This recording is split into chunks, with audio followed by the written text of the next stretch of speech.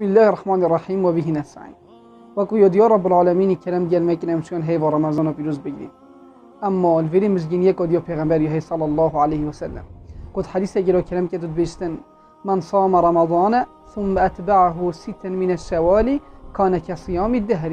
پیغمبر خدا صلی الله علیه وسلم کلام کتب بيستن هر کسی که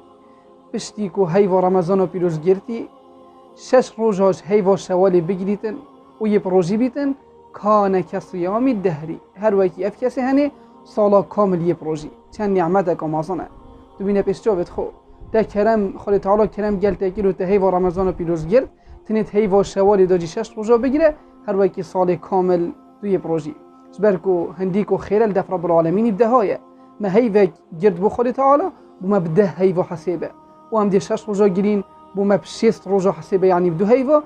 كان كصيام الدهر. هر وکی سال همیه توی پروژیش بر هنده اگر دست ببکین و اوی هیوا هنه دابتنی دوشنبه و هر وصا پنجشنبه بگیرین ان شاء الله تعالی حتی که هیف خلاص بدم دشین وان 6 روز تنی گیرین به جدا خالص رب العالمین کین رب العالمین شیان بدت اما و وان 6 روز تنی بگیرین داکو بما سالا کامل به تحسب کردن والحمد لله رب العالمین.